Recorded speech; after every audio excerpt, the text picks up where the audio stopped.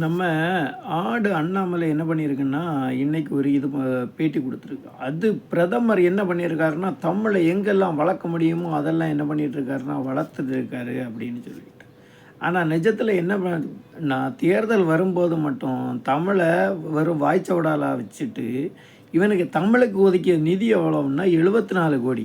ஆனா தமிழுக்கு ஒதுக்குன அதே நேரம் சமஸ்கிருதத்துக்கு இவனுக்கு ஒதுக்குன நிதி 1488 கோடி.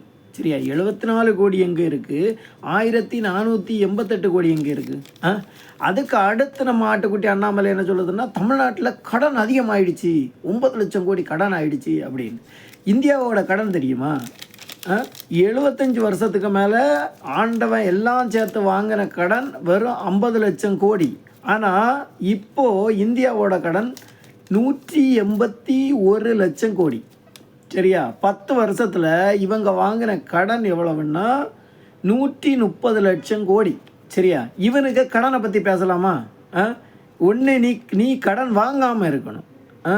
இதே ஆட்டுக்குட்டி தான் என்ன பண்ணிதுன்னா, நேற்றுக்கு ஒரு மீட்டிங்கில் பேசியிருக்கு, குஜராத்தில் கடனே இல்லை. குஜராத்தில் அவன் 43 லட்ச ரூபா கோடி கடன் வாங்கியிருக்கான் இந்த வருஷமும். அதை என்ன பண்ணலைன்னா சொல்லலை.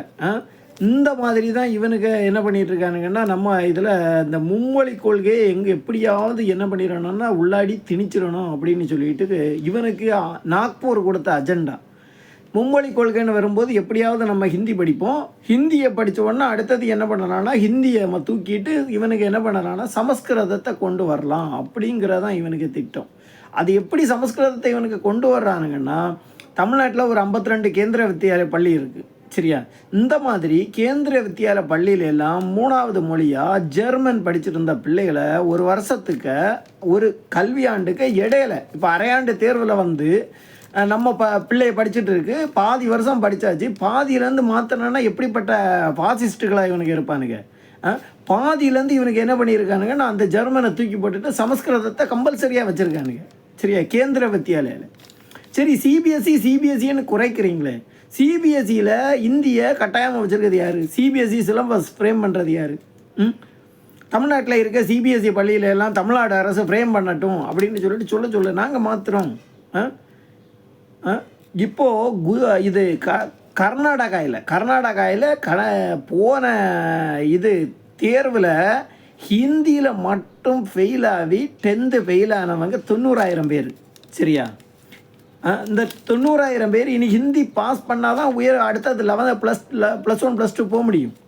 இவனுக்கு கல்விக் கொள்கை இதுதான். இவனுக்கு கல்விக் கொள்கையை நம்ம அக்செப்ட் பண்ணோன்னா நம்ம பிள்ளை 3வது வகுப்பில் ஃபெயிலாகி திரும்ப 3வது வகுப்பில் உட்காந்துருக்கோம், 5வது வகுப்பில் ஃபெயிலாகி திரும்ப 5வது வகுப்பில் உட்காந்துருக்கோம், திரும்ப 8, திரும்ப 10. சரியா? சரி, நம்ம என்ன பண்ணியிருக்கோன்னா 10ஆம் கிளாஸு, சரியா, 8 வரைக்கும் கம்பல்சரி ஆல் பாஸ்ன்னு கொண்டு வந்து அடுத்தது 10ஆம் கிளாஸில் பாஸ் ஆனால் அவன் உயர் படிப்பு போகலான்னு நம்ம வச்சுருக்கோம். சரியா? இவனுக்கு எப்படியெல்லாம் நம்ம வச்சுருக்க கட்டமைப்பை எப்படியெல்லாம் குலைக்க முடியுமோ அதுக்கு இவனுக்கு ஒரு ஆன்சர் ரிப்போர்ட், இவனுக்களாகவே ஒரு குரூப்பை வச்சு ஒரு இதை எடுத்திருக்கானுங்க. இதே ஆன்சர் டேட்டாவை யூபியோடையும் தமிழ்நாடோடையும் கம்பேர் பண்ணுறானுங்க. இந்த ஆன்சர் டேட்டா தமிழ்நாட்டில் இவனுக்கு எப்போ எடுத்தானுங்கன்னு தெரியாது, என்ஜிஓ வச்சு எடுத்தானுங்களாம்.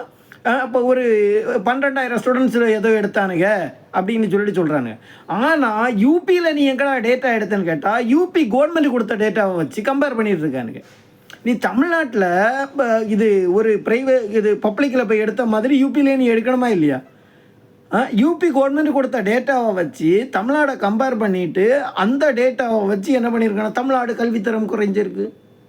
அதை தூக்கிட்டு இந்த மாதிரி ஆட்டுக்குட்டியெல்லாம் சுற்றிட்டு இருக்கு. தமிழ்நாட்டு மக்களுக்கு ஒன்றே ஒன்று தான், நீங்கள் என்ன பண்ணியிருக்காங்கன்னா ஹிந்தி படித்தா இவனுக்கு இது சென்ட்ரல் கவர்மெண்ட் வேலை தருவானுங்க அப்படின்னு எல்லாம் கிடையாது. இங்கே போஸ்ட் ஆஃபீஸ் ரெக்ரூட்மெண்ட்டுக்கு இவனுக்கு என்ன பண்ணியிருக்கானுங்கன்னா அங்கேருந்து ஆள் இங்கே கொண்டு வரானுங்க. நீ இங்கே நம்ம ஹிந்தி படித்தா அவனுக்கு பீடா வாயன்களை கொண்டு இங்கே வேலையில் அமர்த்துறதுக்கு எளுப்பமாக இருக்கும். இப்போ அவன் இங்கே வந்தால் நம்ம என்ன பண்ணியிருக்கோன்னா போர்க்கொடி தெரிஞ்சவன், ஹிந்தி தெரிஞ்சவன் தமிழ் தெரியாதவன் எதுக்குடா நீ இந்த வேலைக்கு வரேன்னு நம்ம கேட்குறோம்ல. அதனால் நம்ம ஹிந்தி படிச்சுட்டோன்னா அவனுக்கு வசதியாக இருக்கும். சரி, அவன் யூபியிலேருந்து பீகார்லேருந்து ஆளை கொண்டு வந்து எப்படியும் சென்ட்ரல் கவர்மெண்ட் ஜாப் எல்லாம் அவனை வச்சு தான் ஃபுல் பண்ணிகிட்டு இருக்கான். அப்போ என்ன பண்ணிகிட்டு இருக்கான்னா அவனுங்களுக்கு வசதியாக இருக்கிறதுக்கு நாம் ஹிந்தி படிக்க சொல்கிறான். சரி, ஹிந்தி இல்லை வேறு ஏதாவது ஒரு மொழி. சரி, நான் 1லேருந்து 10வது வரை மலையாளம் படிச்சிருக்கேன். திரும்ப நான் இது என்ன பண்ணியிருக்கேன்னா, நான் ஒரு டிகிரி படிச்சுட்டு வேற ஒரு இடத்துக்கு அந்த மலையாளம் படித்ததுக்கு யூஸ் என்ன? இவனுக்கு 3ஆவதாக ஒரு மொழி அப்படின்னு கொண்டு வர்றதே என்னது? இந்திக்கு தான். சரியா? இவனுக்கு இந்தியை கொண்டு வரணும். இந்தியை கொண்டு கம்பல்சரியாக வச்சுட்டு எங்கே இந்தி வந்த உடனே அடுத்தது என்ன பண்ணால் இந்திக்கு மாட்டா சமஸ்கிருதம். இது இவனுக்கு என்னென்னா, இவனுங்களுக்கு ஆர்எஸ்எஸ் கோல்வார்க்க இருக்க சிந்தனை. சரியா? இந்தியாவை இந்து ராஷ்டிரம் ஆக்கணும், சமஸ்கிருதத்தை என்ன பண்ணணும், மொழியை இது எல்லாருக்கும் மொழியை ஆக்கணும் அப்படிங்கிறது இவனுக்கு அந்த நாக்பூர் ஐடியாவை இவனுக்கு எப்படி திணிக்கிறது அப்படின்னு சொல்லிட்டு சொன்னால், இப்போ அண்ணாமலை போன்ற ஏஜென்ட்டுகளை வச்சு என்ன பண்ணிட்டு இருக்கானுங்கன்னா திணிச்சிட்டு இருக்கானுங்க. சரியா? இதனால் இது கவர்மெண்ட் ஸ்கூலில் படிக்கிற பிள்ளைகளுக்கு சமக்கல்வி கொடுக்க போகிறோம். சமக்கல்வி நீ யூபி பீகாரில் போய் கொடுத்துட்டு வா. அவன் யூபி பீகார்காரன் இங்கே என்ன பண்ணிட்டு இருக்கான்னா, நீ கொடுக்குற சமக்கல்வியை படிச்சுட்டு வெறும் ஹிந்தி மட்டும் படிச்சுட்டு அவன் இங்கே கூலி வேலைக்கு வரான். ஆனால் தமிழ்நாட்டுக்காரன் 1000 ரூபாய் வேலை பார்க்குறான்னா அவன் அந்த வேலையை 500 ரூபாய்க்கு பார்க்குறான். அந்த ரேஞ்சுக்கு நீ என்ன பண்ணிட்டு இருக்கன்னா, யூபி பீகார் மத்திய பிரதேசம் ராஜஸ்தான் எல்லாத்தையும் வச்சுருக்க. சரியா? நீ கோமுத்திர குடிக்கிற மாநிலத்தை எல்லாம் கேவலமாக வச்சுட்டு இங்கே தமிழ்நாட்டில் உள்ள கல்வி கீழே போயிடுச்சு. அதில் மினிஸ்டர் குழந்தைகள் எங்கே படிக்கிறாங்க அப்படின்னு சொல்லிட்டு இவன் கேட்குறான். மினிஸ்டர் குழந்தைகள் மட்டும் இல்லை, ஓரளவு கொஞ்சம் வசதி வந்தவங்க எல்லாம் ப்ரைவேட் ஸ்கூலில் தான் விடுறாங்க. ஆனால் அரசாங்கம் அரசு பள்ளி எதுக்கு வச்சுருக்குன்னா, பாவப்பட்ட பிள்ளைகளுக்கு வச்சுருக்கு. அதுக என்ன பண்ணது, ஃபெயில் ஆகாமல் மேலே வரணும். கர்நாடகாவில் 90,000 பிள்ளை ஃபெயில் ஆகிருக்குல்ல. இனி இந்த 90,000 பிள்ளைய 10th இந்த 90,000த்தில் மீண்டும் ஹிந்தி பரீட்சை, ஹிந்தியில் தான் ஃபெயில் ஆகிருக்கு. மீண்டும் ஹிந்தி பரீட்சை எழுதி இதில் எத்தனை பிள்ளைங்க பாஸ் ஆகும், எத்தனை பிள்ளைங்க மேற்படிப்புக்கு போகும்? இவனுக்கு இடையில இவனுக்கு என்ன பண்ணியிருக்கான்னா, இவனுங்களுக்கு ஆர்எஸ்எஸ் சித்தாந்தம் தான். என்ன பண்ணக்கூடாதுன்னா படிக்கக்கூடாது. சரியா? படித்தா இவனுங்க நினைக்கிற மாதிரி கலவரம் பண்ண முடியாது. இவனுக்கு அதை யூபி பீகாரில் இம்ப்ளிமெண்ட் பண்ணுறானுங்க. அவனுங்களும் என்ன பண்ணிடுறா, படிப்போனும் கிடையாது. 5ஆம் கிளாஸ் 6ஆம் கிளாஸ் ஏதாவது ஹிந்தி ஓரளவு காய்க்கான்னு எழுத தொடங்கின உடனே அவனுக்கு என்ன பண்ணியிருக்கானுங்கன்னா, அங்கேருந்து மகாராஷ்டிரா போகிறானுங்க, இல்லைன்னா தென்னிந்தியா நோக்கி பெட்டி படுக்கையோடு வந்துருக்கானு. இங்கே வந்து வேலை பார்க்குறானுங்க. எலெக்ஷன் நேரம் போய் இவனுங்களுக்கு மீண்டும் ஓட்டை போட்டுட்டு வந்துடுறானுங்க. சரியா? இதுதான் நடக்குது. இதே மாதிரி தமிழ்நாட்டிலையும் கொண்டு வரணும். இவனுக்கு கர்நாடகாவில் ஆட்சிக்கு வந்தானுங்க. கர்நாடகாவில் என்னெல்லாம் பண்ணானுங்க? பள்ளி கல்லூரிக்குள்ளே காவியை கொண்டு போய் அந்த ஹிஜாப் பிரச்சனையாகட்டும், கர்நாடகாவில் என்ன இதே மாதிரி இவனுக்கு ஆட்சிக்கு வந்தால் கலவரம் பண்ணுவானுங்க. வேறு எதுவும் நடக்காது. இதில் என்னென்னா சமக்கல்வி கொடுக்க போகிறாங்க. சமக்கல்வி நீ எங்கே கொடுத்துருக்க? நீ ஒரு ஸ்டேட்டை காட்டு. சமக்கல்வி நீ கொடுத்த ஒரு ஸ்டேட்டை காட்டு பார்ப்போம். சரி, அதனால் கடனை பற்றி நீங்கள் பேசாதீங்க. வெறும் 10 வருஷத்தில் 1,30,000 130 லட்சம் கோடி. அதாவது 75 வருஷமாக ஆண்டவன் மொத்தம் வாங்கின கடன் 50 லட்சம் கோடி. ஆனால் நீங்கள் 10 வருஷத்தில் வாங்கினது இப்போது இந்தியாவோட மொத்த கடன் 181 லட்சம் கோடி. நீங்கள் ஆட்சிக்கு வரும்போது 50 லட்சம் கோடியாக இருந்தது. சரியா? நீங்கள் இது கடனை பற்றியெல்லாம் நீங்கள் பேசலாமா? சரியா? தமிழ்நாட்டு மக்களுக்கு ஒன்றே தான். நீங்கள் இவனுக்கு சொல்லுவானுங்க சமக்கல்வி, ஹிந்தி படித்தா கலெக்டர் ஆயிடலாம், அதாயிரலாம் இதாயிரலான்னு. ஒன்றும் கிடையாது. சரியா? நம்ம அண்ணிலேருந்து இன்னும் வரைக்கும் தமிழ்நாடு இவ்வளோ டெவலப் ஆகிருக்குன்னா இங்கிலீஷ் தான். சரியா? இன்னும் மீண்டும் என்ன பண்ணுறான்னு, நீங்கள் அரசு பள்ளியில் உங்கள் பிள்ளைகளை படிக்க வைக்கிறீங்கனாலும் இங்கிலீஷுக்கு முக்கியத்துவம் கொடுங்க. தமிழ் படிக்கட்டும், கூடவே இங்கிலீஷ் முக்கியத்துவம் கொடுங்க. வாய்ப்பு இருந்தால் ஸ்போக்கன் இங்கிலீஷ்னு ஏதாவது அனுப்புங்க.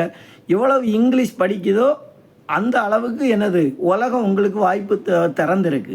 ஹிந்தி படித்தா யூபி பீகாருக்கு ட்ரெயினில் கூட போக முடியாது. கடந்த நாட்களில் ட்ரெயினில் பண்ண அட்டகாசம். ஒரு ட்ரெயினில் ரிசர்வேஷன் கம்பார்ட்மெண்ட்டில் கூட போக முடியலை. அவ்வளவு வச்சுருக்கானுங்க. ஒரு ஸ்டேட்டு டிக்கெட் எடுக்காமல் லோக்கல் கம்பார்ட்மெண்ட்டில் யாருன்னா பரவாயில்ல, டிக்கெட் எடுக்காமல் ரிசர்வேஷன் கம்பார்ட்மெண்ட்டில் ரிசர்வ் பண்ணி போகிறவங்க ஒருத்தனை போடுறானுங்க. இவனுக்கு ஸ்டேட்டை கிராஸ் பண்ணியே போக முடியலை. அந்த அளவுக்கு வச்சுட்டு இவனுக்கு என்ன பண்ணியிருக்காங்கன்னா, இதில் தமிழர்கள் நாகரிகமற்றவர்கள்னு சொல்லிட்டு கோமாளி வேறு பேசிகிட்டு இருக்கானுங்க. கோமாளித்தனமாக. சரியா?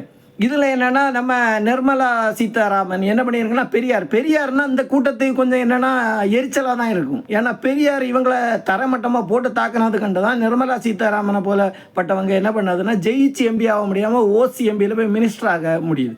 ஏன்னா நிர்மலா சீதாராமன் தமிழ்நாட்டில் 40 தொகுதியில் எங்கே வந்ததுனால நோட்டாவை தாண்டாது. அதுக்கு காரணம் பெரியார். சரியா? அதுதான் அவங்க பெரியாரை தூக்கி பெரியார் காட்டி முராண்டி முரளின்னு சொல்லிட்டாரு, அதுன்னு சொல்லிட்டாரு, இதுன்னு சொல்லிட்டாரு. இந்த சீமானை போல் நாக்பூரில் போய் மண்டி போட்ட அள்ளக்கைகள் எடுத்து கொடுக்குறதெல்லாம் அவங்க தூக்கி பிடிச்சிட்டு இருக்காங்க. சரியா? ம், சரி, மக்கள் கவனமாயிருங்க. இவனுக்கு கையெழுத்து நொய் எழுத்துன்னு எல்லாம் வந்தால் செருப்பை கழுத்தி அடிச்சு விடுங்க. சரியா?